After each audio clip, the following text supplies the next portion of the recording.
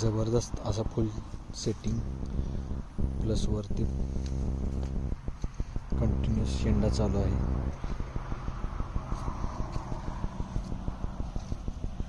जेवढं खाली फळ आहे तेवढंच वरती पण फुल आहे आणि कंटिन्यू शेंडा पण चालू आहे.